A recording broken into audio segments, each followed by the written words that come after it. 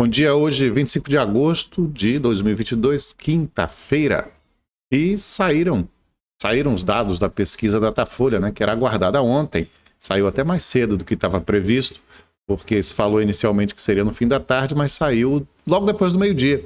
E como se imaginava, a pesquisa do Datafolha bate com as pesquisas que vinham sendo divulgadas antes e diverge totalmente daquela pesquisa que foi manchete ontem no Jornal à Tarde, colocando o Jerônimo Rodrigues, candidato do PT, em primeiro lugar nas intenções de voto. Os números apresentados pelo Datafolha são esses aí. A Semineto lidera com 54%, seguido por Jerônimo com 16% e Roma com 18%. Ainda aparecem aqui os candidatos com 1%, que são Giovanni D'Amico e Marcelo Millet, um do PCB e outro do PCO. Enquanto que o Kleber Rosa, que até aparecia em pesquisas anteriores com 1%, dessa vez não tem nada. Mas o dado é esse. Continua essa previsão de que a Semineto vence a eleição e vence a eleição em primeiro turno. O que vem sendo mostrado por pesquisas outras há meses, né? Você tem, por exemplo, essa aqui, o Real Time Big Data. Vou pegar só dois exemplos do mesmo Instituto de Pesquisa. De junho, apresentou 56 para a Semineto em junho, 18 para Jerônimo e 10 para João Roma. Em julho, o mesmo instituto, e aqui, 11 de julho, o mesmo instituto apresentou também o mesmo resultado, 56, 18, 10. A pior parte dessa história aí seria, para o Jerônimo, é que ele não cresce. Não só há uma vitória do Semineto em primeiro turno, há uma estagnação. Veja, 18 naquelas, 16 nessa de ontem do Datafolha. O único alento se pode imaginar para a candidatura do PT aí, nesse caso, dado ontem pelo Datafolha, é esse. Metade do eleitorado baiano ainda não sabe em quem votar para governador. Quer dizer, na pesquisa estimulada, aí quando a pessoa diz o nome do candidato, em quem ela pretende votar, de cabeça, sem precisar apresentar para ela os nomes, aí a Semineto aparece com 27, Jerônimo com 7, João Roma com 2, mas todo o resto não tem candidato. Não sabe dizer? 50%. Então, em cima desses aí, é que o Jerônimo Rodrigues pode construir o crescimento que ele precisa, até, digamos assim, meteórico, para superar a candidatura do ACM Neto e vencer a eleição, mantendo a hegemonia do poder petista na Bahia, que já dura há 4 eleições. Dessa vez, a parada se revela realmente mais difícil. É claro que esse assunto só podia ser dominar as manchetes dos jornais baianos, né? Porque depois da tarde ter trazido na quarta-feira a vitória, a ultrapassagem de Jerônimo Rodrigues sobre a ACM Neto, o jornal do ACM Neto não ia deixar hoje de registrar o Datafolha como manchete. Datafolha aponta vitória de ACM Neto no primeiro turno, é a manchete do Correio.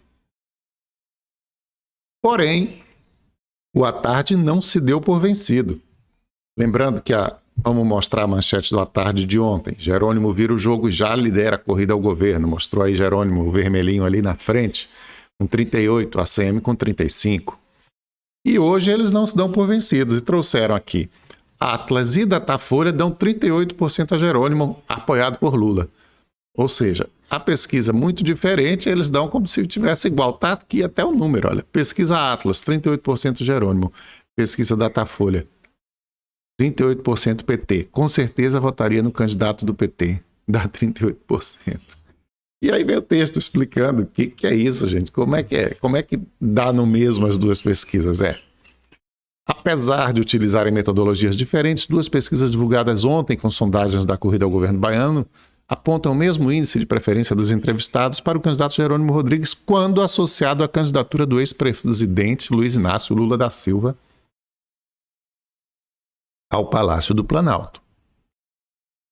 Para Andrei Roman, cientista político lá do tal Atlas Intel que eles contratam, a discrepância se justifica pela ausência de cruzamento entre as preferências do eleitorado para a presidência e a influência desse voto na disputa local. Opa, peraí, né? Mas não é assim. Ninguém divulga pesquisa dessa forma. Aí tá forçando. Claro que existe uma tendência do eleitor petista votar no candidato do PT, no eleitor de Lula votar no candidato Jerônimo, porque é o candidato de Lula. Mas na hora lá que o jeito marca a opção de voto estimulada na pesquisa, ele tem lá os nomes, ele tem a opção de Jerônimo e tem a opção de Assemineto, e está escolhendo Assemineto. Então é por isso que as pesquisas outras, todas divulgadas do mesmo modo que qualquer pesquisa, sempre foi, estão mostrando Assemineto com essa preferência. Ah, vai mudar quando você... Mas essa é outra história. Vai mudar. Agora, do modo que está sendo apresentado pelo Jornal à Tarde, está forçando uma barra de que já, como dizia a manchete de ontem, já houve uma ultrapassagem. O ACM Neto já ficou para trás do Jerônimo. Aí não, aí os dados não justificam, não atestam. É só o modo que o Jornal à Tarde, que está comprometido, parece que o Jornal à Tarde está mais comprometido com a campanha do Jerônimo do que o Correio com a do ACM Neto. É impressionante.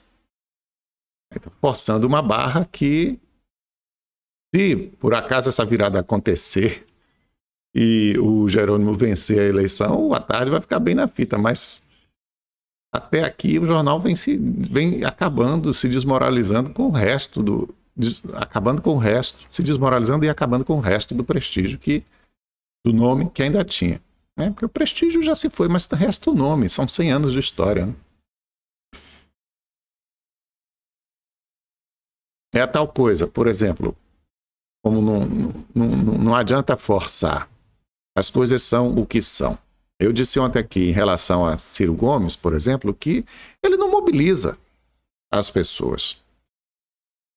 Óbvio que só resta ele apostar no que tem ainda de tempo de campanha, no chamado horário eleitoral, que a gente já vê por outras eleições que não é mais assim tão decisivo, mas ele tem que apostar em alguma coisa. Tipo, esse discurso de que agora é que a campanha vai começar.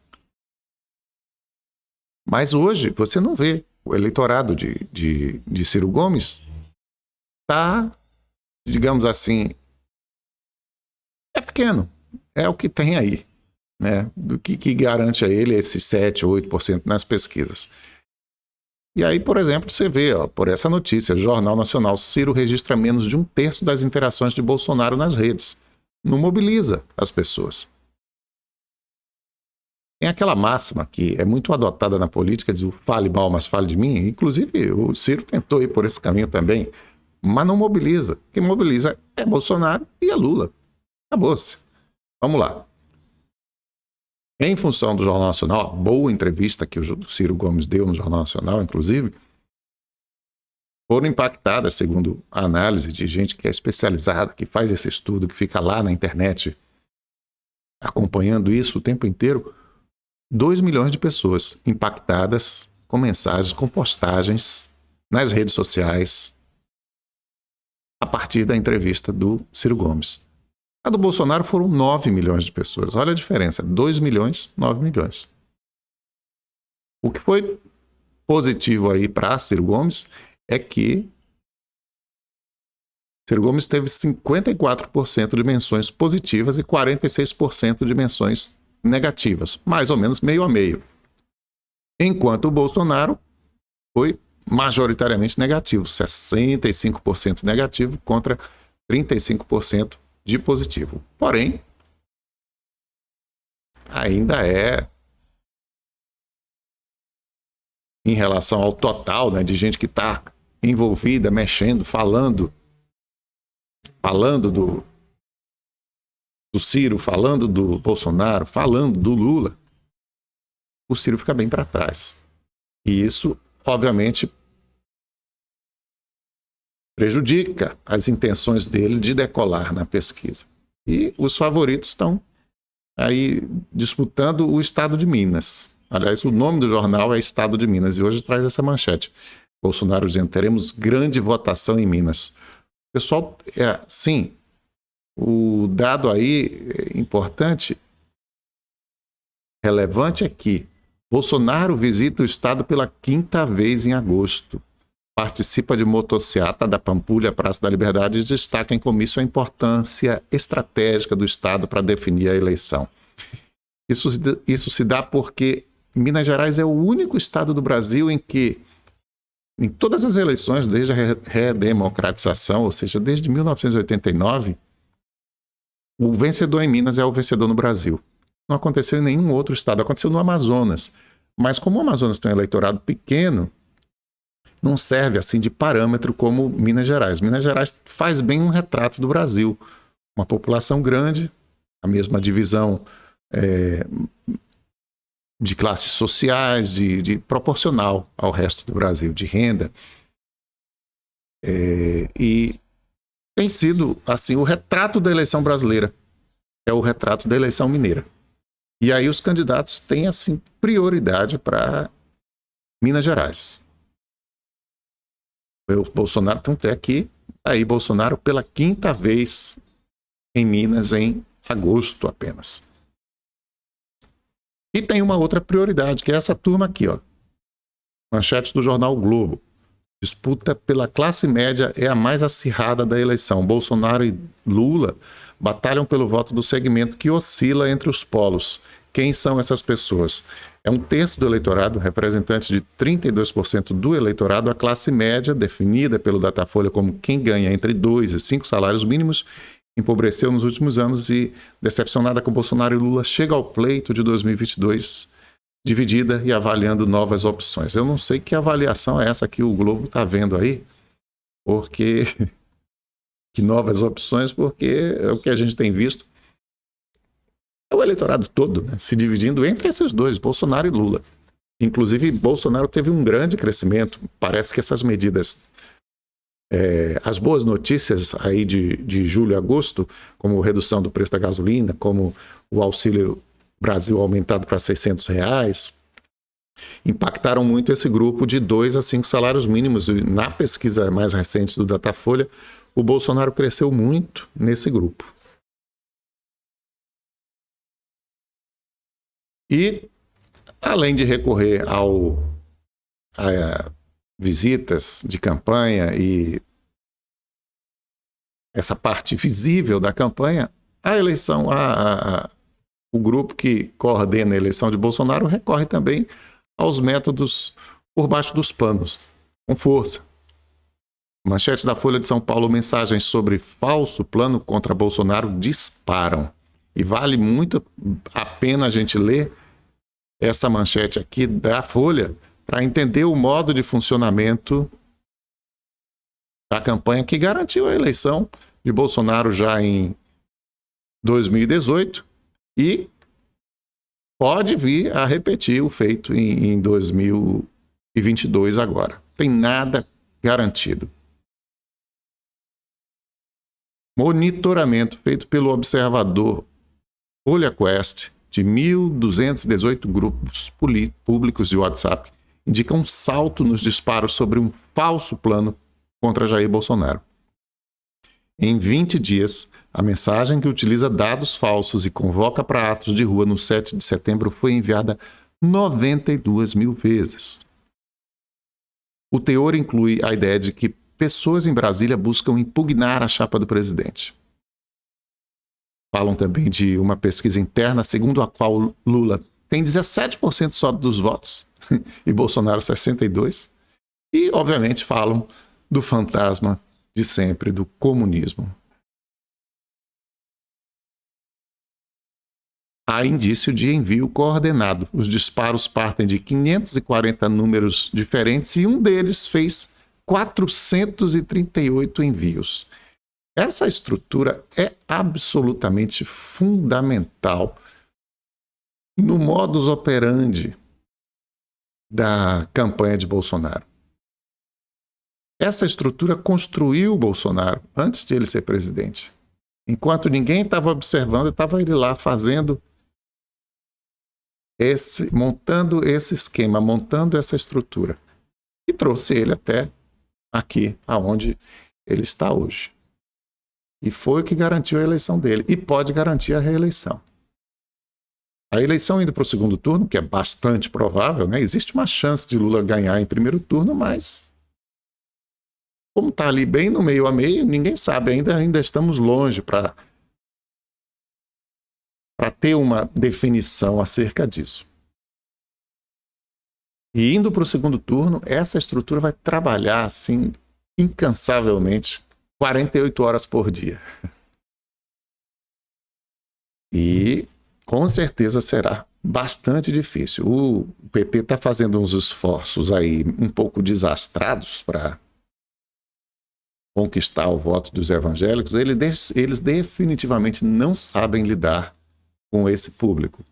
É um negócio muito desajeitado. Eu vi, por exemplo, um vídeo com um fundo musical de Mozart, uma mocinha toda animada, serelepe, falando que, defendendo, contrariando a ideia de que Lula é do diabo, de que Lula é contra os evangélicos, de que Lula vai fechar a igreja, mas o vídeo é tão nada a ver com...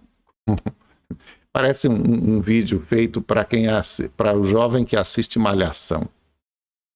É muito bem feito, agora não é aquilo. O caminho não é aquele. Eu vou mostrar esse vídeo amanhã, que eu não botei aqui hoje. Bem, a má notícia do dia é que a Bahia, de novo, está aí liderando o mapa da violência no Brasil. No primeiro semestre de 2022, como tinha acontecido no primeiro semestre de 2021, a Bahia é o estado que tem o maior número de mortes violentas. O Monitor da Violência é um trabalho estatístico rigoroso e alimentado diariamente lá no G1, para que a gente tenha essas estatísticas sendo divulgadas, acompanhadas permanentemente, Brasil afora. E os números estão aí, olha. Os números foram divulgados nessa quinta-feira. E, mais uma vez, a tragédia da segurança pública, da violência, dos assassinatos na Bahia se revela como a pior do Brasil. É incrível, superamos Rio de Janeiro e São Paulo. A Bahia foi o estado brasileiro que registrou a maior quantidade de mortes violentas no primeiro semestre de 2022. Está aí na manchete do Monitor da Violência nesta quinta-feira. Em números absolutos, o estado contabilizou 2.630 mortes violentas, que são os homicídios dolosos, os latrocínios, as lesões corporais seguidas de morte. É o período de janeiro a junho, primeiro semestre. Foram 2.557 homicídios dolosos. O pior mês foi março, com quase 500 crimes, 498. Depois da Bahia ainda veio Pernambuco, com 1.854 casos. São Paulo com 1.592. E Rio de Janeiro com 1.515. Então, enquanto o Rio de Janeiro teve 1.515, a Bahia teve 2.630 mortes violentas nesse primeiro semestre. simplesmente mais que 1.000 além do Rio de Janeiro. Já no primeiro semestre do ano passado, também a Bahia tinha liderado esse ranking macabro com 2.931 casos. Agora, nesse ano, esses 2.630 representam 301 mortes violentas a menos, uma redução de 10%.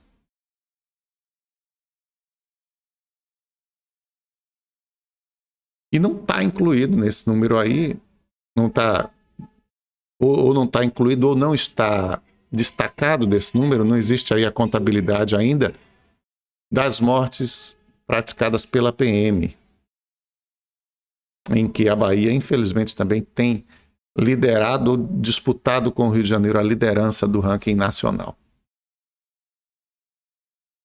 A propósito desse assunto da violência policial, ontem teve uma condenação a um policial que praticou um crime e, ao mesmo tempo, também uma absolvição. A condenação foi no caso de um rapaz de 16 anos que foi morto. A PM é condenada a 18 anos de prisão por matar estudante a pauladas em São Paulo. Pensei até que tivesse sido durante uma briga, uma coisa fora de serviço. Quando eu fui ler a matéria, o caso foi em 2017, já tem 5 anos. Foi durante a abordagem policial mesmo, morto com pauladas na cabeça durante abordagem policial. Na noite de 16 de abril de 2017, o estudante Gabriel Tadeu Paiva. Na época ele tinha 16 anos, estava fumando um narguilé e ouvia funk com outros jovens perto de um carro quando foi abordado por 2 policiais militares. Os garotos que estavam com ele correram, ele ficou para trás e foi alcançado pelos policiais que bateram nele. O Gabriel chegou a ficar internado em coma induzido por 4 dias, um coágulo no cérebro, mas acabou não resistindo. Já nesse outro caso, saiu também ontem uma decisão judicial inocentando um PM que pisou no pescoço de uma mulher negra. E a defesa afirmou que não foi no pescoço, não, foi nas costas e que foi legítima defesa.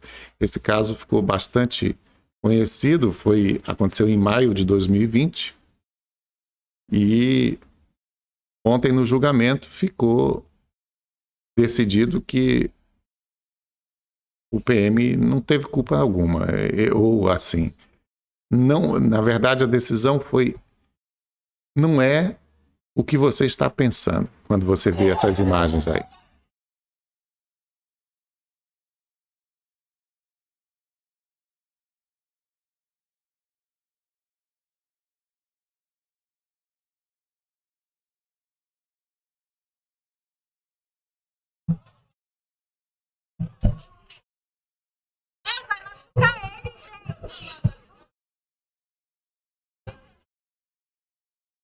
Aí esse é o momento em que ele pisa em cima da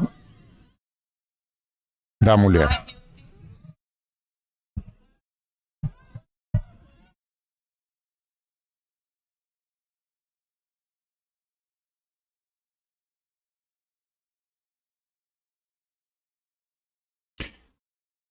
Depois ele vai ali arrastando a mulher. É um negócio que foi feio, foi violento, repercutiu muito na época, mas os policiais estavam ali por causa de uma ocorrência nessa época da pandemia, que era para o bar estar fechado e estava aberto. Foi tenso, os policiais estavam ali também, apenas 2, tentando conter, o pessoal estava... Eram várias pessoas ao mesmo tempo que estavam ali. Mas com certeza houve excesso aí. Não sei qual seria a medida justa, se seria uma punição mais severa ou mais branda. Agora, dizer que não aconteceu nada realmente causou um grande estranhamento e a defesa vai recorrer.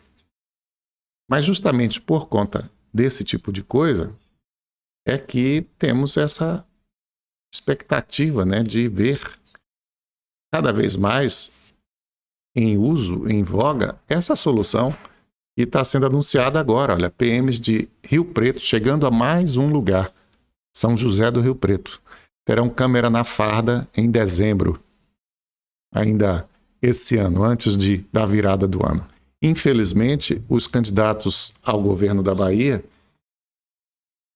ACM Neto, que está aí cotadíssimo para ganhar, e João Roma, não querem fardas nos uniformes da PM, quando a nossa polícia baiana é das que mais mata no Brasil. E o outro candidato, que também está na disputa e obviamente não está eliminado ainda não, muito pelo contrário, quem está no governo sempre tem uma perspectiva de avançar, né? A máquina importa muito e também importa muito o apoio do presidente Lula, realmente, como o PT alega. Enfim, Jerônimo faz parte de um governo que diz que quer implantar essa medida do uniforme, da câmera no uniforme da PM, mas na prática não faz. Na prática não implanta. E aí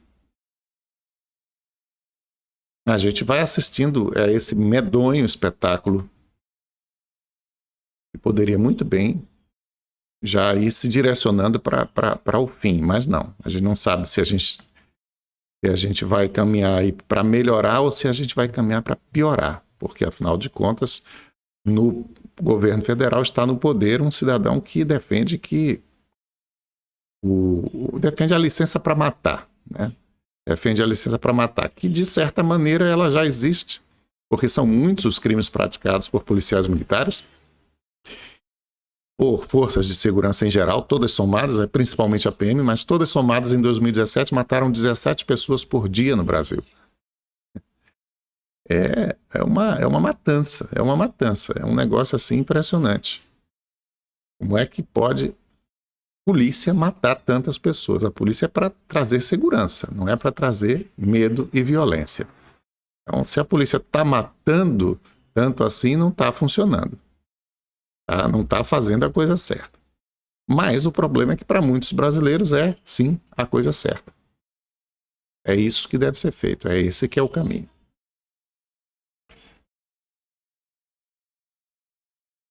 Finalmente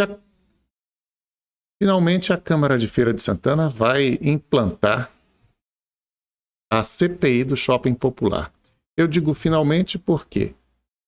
Porque a decisão foi anunciada agora nas sessões dessa semana, inclusive com a presença de manifestantes lá dos ambulantes nas galerias, mas a CPI foi protocolada com 10 assinaturas, proposta pelo vereador Jonatas Monteiro, em 23 de novembro de 2021. Então, a gente já se aproxima de um ano. E essa CPI teve a aprovação, porque a aprovação se dá pela coleta de assinaturas. Como tem várias CPIs sendo propostas na Câmara, tem também uma do transporte, para investigar o BRT e o funcionamento do sistema de transporte. É complicado fazer mais de uma ao mesmo tempo, mas o ritmo não está sendo muito ágil para quem fala tanto que quer derrubar o prefeito, como fala o presidente Fernando Torres. Porém, agora parece que os ânimos arrefeceram, né? E aparentemente há Aparentemente não, há claramente uma diluição desse grupo dos 10 que ele liderava. Ele mesmo subiu à tribuna para dizer que agora é só ele e Luiz da Feira e que sai do grupo dos 10, enfim. Os vereadores que até então foram liderados por ele parecem não estar satisfeitos e aproveitam que Fernando Torres é o pato manco, como dizem os americanos, ou seja, aquele que já está deixando o poder, né? E está eleita Eremita Mota, os vereadores já se aglutinam em torno de Eremita Mota e possivelmente o prefeito tem mais uma oportunidade de atrair para si o apoio desses vereadores que tinham rompido com ele. Embora a Eremita até aqui ainda se diga uma adversária do prefeito Colbert Martins. Mas a gente não sabe, na prática, quando ela assumir, se continua disposta a fazer oposição e, mais ainda, tirar o mandato do prefeito Colbert, né? Porque esse vinha de boca, pelo menos, sendo o grande objetivo do Fernando Torres, porém, não vai dar tempo. Não haverá condições de ele conduzir esse processo do início ao fim até o final desse ano. O assunto agora, a prioridade agora, são as eleições. Vamos ficando por aqui nesta quinta-feira e amanhã estaremos de volta. Hoje à noite tem a sabatina do ex-presidente Lula no Jornal Nacional e, claro, será o grande assunto político da noite e do dia de amanhã. E estaremos, evidentemente, acompanhando como fizemos com os outros dois candidatos. Um abraço para você e até amanhã.